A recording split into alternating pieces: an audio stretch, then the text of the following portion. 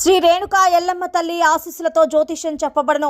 స్త్రీ పురుషులకు వశీకరణం చేయబడను. జరిగింది, జరుగుతుంది, జరగబోయేది జ్యోతిష్యం చెప్పబడను. ఫోన్ ద్వారానే జ్యోతిష్యం చెప్పబడను. ప్రేమ సమస్యలు, పెళ్లి సమస్యలు, మనోవేదన, శత్రు సమస్యలు, పిల్లల పొరపాట్లు, భార్యాభర్తల సమస్యలు, ఇతర ఏ సమస్యలకైనా సరే జ్యోతిష్యం చెప్పబడను. Phone number 9502639029. హాయ్ ఫ్రెండ్స్, అందరికీ నమస్కారం అండి.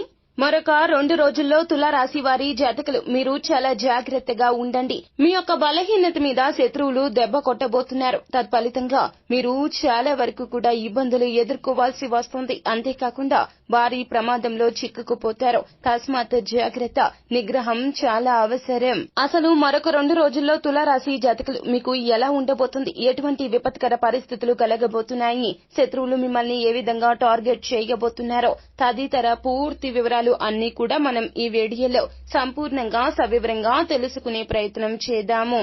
అందుకంటే ముందు ఫ్రెండ్స్, వీడియోని పూర్తిగా చూసేయండి. అప్పుడే మేము ఏం చెప్పబోతున్నామో మీకు పూర్తిగా అర్థమవుతుంది. వీడియో గనక మీకు నచ్చినట్లయితే గనక లైక్ చేయండి.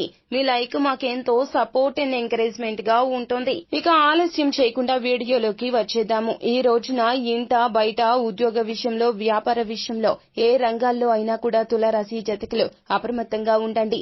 ఓర్పుగా ఉండండి. సహనాన్ని ప్రదర్శించండి. కోపం కట్టలు తెంచుకుని ఈ రోజున రాబోతుంది. మీ మానసిక సంఘర్షణ ఈ రోజున చాలా వరకు కూడా బట్టబయలు కాబోతుంది. అలాగే శత్రువులు కూడాను మిమ్మల్ని ఈ రోజున ఎంతగానో టార్గెట్ చేస్తారు. పలు రకాలైనటువంటి కీలక నిర్ణయాలు తీసుకునే విషయంలో జాగ్రత్తగా ఉండండి. మీ మది చెప్పిన నిర్ణయమే తీసుకోండి. అంతేకాని చెప్పుడు మాటలు ఈ రోజున పరిగణలోకి తీసుకోవద్దు. అంతేకాకుండా రెచ్చగొడితే రెచ్చిపోయే స్వభావం ఉన్నటువంటి తులారాశి జాతకులు ఈ రోజున ఎదుటి వారు మిమ్మల్ని ఎంతగా ప్రేరేపించినా తగాదాలకు, గొడవలకు అస్సలు దిగవద్దు. అలాగే ఎవరు మిమ్మల్ని కాని మాటలు అన్నా, మిమ్మల్ని చులకన చేసి మాట్లాడినా వారిని వదిలిపెట్టండి, విడిచిపెట్టండి. వారితో గొడవకు దిగితే గనక భారీ ప్రమాదం సంభవిస్తుంది. ఇది మీ జీవితంలో చాలా వరకు కూడా కోలుకోలేని దెబ్బ అవుతుంది. మిమ్మల్ని రెచ్చగొట్టి ఉద్యోగం నుంచి బయటికి పంపించేందుకు సకల యత్నాలు చేస్తారు. సహోద్యోగులు మీ యొక్క పై అధికారుల ఎదుట మిమ్మల్ని చులకన చేస్తారు. మీరు కూడా ఈ రోజున కోపంతో ఆగ్రహావేశాలు తెచ్చుకుంటే గనక